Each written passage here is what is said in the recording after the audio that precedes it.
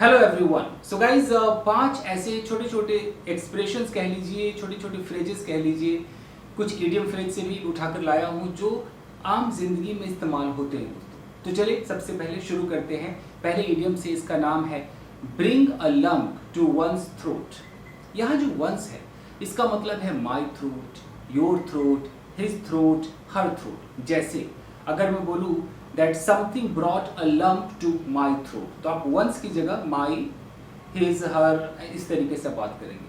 अब है कि bring a lump है क्या चीज़, होता क्या है दोस्तों। अगर आप कोई मूवी देख रहे हैं, कोई इमोशनल सीन चल रहा हो और उस इमोशनल सीन ने आपको इमोशनल बना दिया, तो आप कह सकते हैं कि this movie brought a lump to my throat, यानी कि इस मूवी ने मुझे इमोशनल बना दिया, इस मूवी की वजह से मेरा गला भर आया। तो कभी भी ऐसा लगे कि आप बहुत इमोशनल हो गए हैं, आप बोल नहीं पा रहे हैं, रोने जैसा मन हो गया है, और जिस चीज़ ने ये मन पैदा कर दिया है, तो आप कह सकते हैं कि दिस थिंग, जिस चीज़ ने आपको ऐसा बना दिया है, तो this thing brought a lump to my throat, ऐसे बोल सकते हैं। चाहे वो किसी की कंडीशन, मान लीजिए जब किसी के घर गए, उसकी बहुत दयनीय कंडीशन थी, उस कंडीशन को देखकर आप इमोशनल हो गए, तो आप कह सकते हैं कि yesterday I went to one of my neighbor's house and his miserable condition brought a lump to my throat। अब ऐसे आप कुछ भी सोचिए, आपने कोई परफॉर्मेंस देख ली, किसी का कोई एक्ट देख लिया, कोई गाना सुन लिया, और आप कहते हैं that song brought a lump to my throat, तो आप वो भी कह सकते हैं कि इस गाने ने मुझे इमोशनल कर दिया। Yesterday I saw his performance and his performance brought a lump to my throat, यानी कि उसकी परफॉर्मेंस ने मुझे इमोशनल बना दिया। गाइज, दूसरा जो फ्रेज है इसे कहते हैं कि at a loss for words, at a loss for words। कई बार ऐसा होता है दोस्तों कि मतलब यहाँ भी देख लेते हैं कि कोई परफॉर्मेंस है, मान लीजिए आप कुछ प्रोग्राम देख रहे हैं, किसी की परफॉर्मेंस देख रहे हैं, या किसी ने कुछ ऐसा बोला कि अब आप एकदम स्पीचलेस हो गए, आप अटक गए, आप सोच रहे हैं मैं क्या बोलूं, कुछ वर्ड ही बाहर नहीं आ रहा है।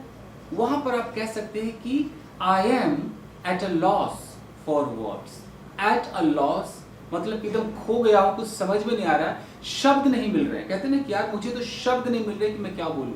आई am at a loss for words, at a loss for words. So अगर मुझे शब्द नहीं मिल रहे तो I am at a loss, आपको शब्द नहीं मिल रहे, you are at a loss for words. उसको शब्द नहीं मिल रहे तो ही इज या she is at a loss for words.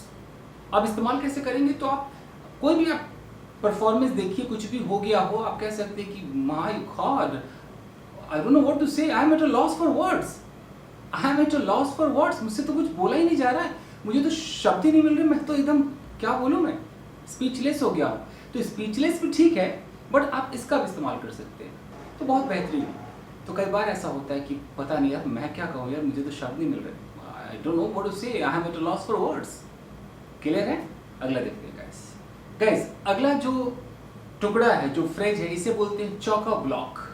Chalk a block, chalk a block का इस्तेमाल हम कहाँ पे करते हैं, इसका मतलब होता है कि कोई पूर्ण रूप से फुल हो, कंप्लीटली फुल हो, तो आप कह सकते हैं चॉक अ ब्लॉक। मान लीजिए कि आप शॉपिंग मॉल गए, आप कहते हैं यार शॉपिंग मॉल तो एकदम खचाखच भरा हुआ था, तो कह सकते हैं कि that shopping mall was chalk a block. बड़ा बेहतरीन है चॉक अ ब्लॉक। हालांकि उसके लिए आप जैम पैक्ड भी कह सकते हैं, बहुत तरीके हैं कहने के। आप कहते हैं काफ़ी रश था, काफ़ी क्राउड था, ऐसे करके तो लोग बोलते ही हैं, बट आप कह सकते हैं कि चॉक अ ब्लॉक। मान लीजिए कोई गली है और गली एकदम बहुत ज़्यादा किसी चीज़ से अगर वो भरा हुआ हो, गाड़ियों से फुल हो या किसी चीज़ से फुल हो, कह सकते हैं कि that street was chalk a block. या सड़क में बहुत सारी गाड़ियां हैं, आप कह सकते हैं कि द रोड इज, अगर प्रेजेंट में है, the road is chalk a block with cars.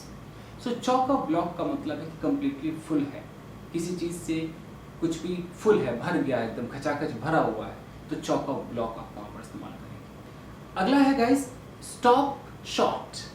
Stop short, अब स्टॉप मतलब रुकना होता है, स्टॉप शॉर्ट का हम इस्तेमाल वहां पर करते हैं जब अचानक आप रुक गए। मान लीजिए कि आप कुछ बोल रहे थे, अपनी कहानी सुना रहे थे, किसी की एंट्री हुई और आप रुक गए, तो अचानक आपने उसको स्टॉप कर दिया, तो आप कहेंगे कि आई स्टॉप शॉर्ट। तो आप स्टॉप का सेकेंड फॉर्म स्टॉप्ड कर दीजिए, आई स्टॉप्ड शॉर्ट। अगर आप पास्ट की कहानी सुनाते हैं, आप कह सकते हैं कि yesterday I was talking to someone on phone, suddenly my wife came and I stopped short, यानी कि मैं एकदम रुक सा गया। I was saying something and I stopped short।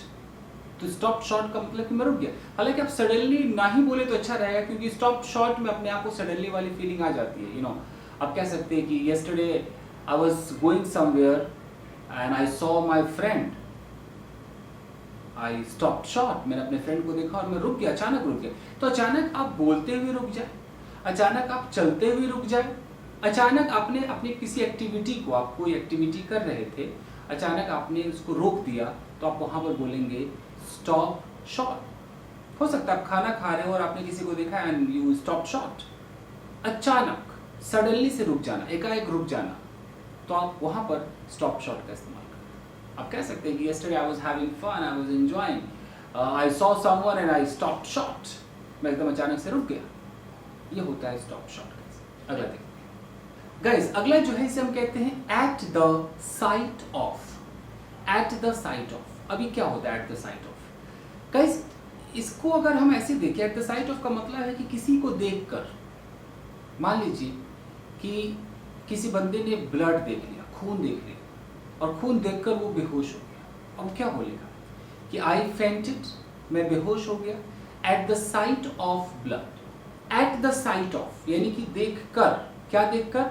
Of के बाद उस चीज का जिक्र करना है। Eight the sight of blood का मतलब है खून देखकर। आप कह सकते हैं कि at the sight of her crime, उसके रोने को देखकर, eight the sight of that person smiling, उसकी मुस्कुराहट को देखकर, वो मुस्कुरा रहा था उस चीज को देखकर। तो eight the sight of, of के बाद आपको जो लगाना है लगाइए, आप जो लगाएंगे उसको देखकर माना जाएगा। Eight the sight of his condition, उसके कंडीशन को देखकर। Eight the sight of that bill, उस बिल को देख करके।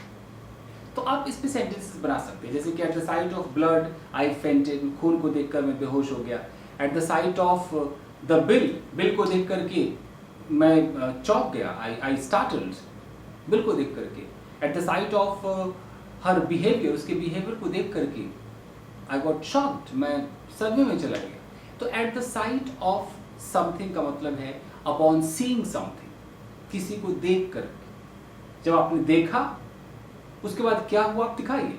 एट द साइट ऑफ ब्ला ब्ला ब्ला, उसके बाद आपकी सेंटेंस बनाइए कि क्या हुआ, उसको देखकर क्या हुआ। तो एट द साइट ऑफ मतलब अपॉन सीइंग समथिंग और समवन, जिसको भी देख करके, अपॉन सीइंग कह लीजिए इसको, देखकर। तो मतलब हम ऐसे भी कह सकते हैं कि seeing the blood, I fainted, ऐसे भी कह सकते हैं, पर थोड़ा सा ये स्टाइल है कि आप कह सकते हैं कि at the sight of that scene, at the sight of that thing, ऐसे करके आप दिखा सकते हैं। तो एट द साइट ऑफ का मतलब कि उसको देख कर, जैसे आपने देखा वैसे ही फिर आपने जो किया वो आप दिखाएंगे। क्लियर है गाइस? सो ये थे आपके 5 छोटे छोटे फ्रेजेस। आई होप कि आपके समझ में आए होंगे। आप इनको सुनिए और किसी एक को तो पकड़ ही लीजिए। अगर 5 है, मान लीजिए आपको 5 पसंद नहीं आए, क्या पता आपको 2 पसंद आ गया हो, आपको लगता हो यार ये 2 तो मैं यूज़ कर ही लूँगा यार, तो इस 2 को अपना लीजिए। फिर आप जब भी वो सिचुएशन आए, आप इसका इस्तेमाल करके देखिए, इसको अपना बना लीजिए, तब जा करके होगा। जैसे मैंने पहले एक दिया था कि can't deny the fact that, मैं देखता हूँ काफ़ी लोग यूज़ करते हैं, you can't deny the fact, ऐसे करके। एक मैंने दिया था क्लियरली एविडेंट, तो मैं देखता हूँ काफ़ी लोग इस्तेमाल करते हैं क्लियरली एविडेंट, मेरे स्टूडेंट्स लोग इस्तेमाल करते हैं, it is clearly evident that. तो ऐसे आप इसको अपना बना लीजिए। ठीक है गाइस? तो बस आज के लिए इतना ही, मिलते हैं अगले वीडियो में। Take care, keep practicing and have fun. Thank you guys.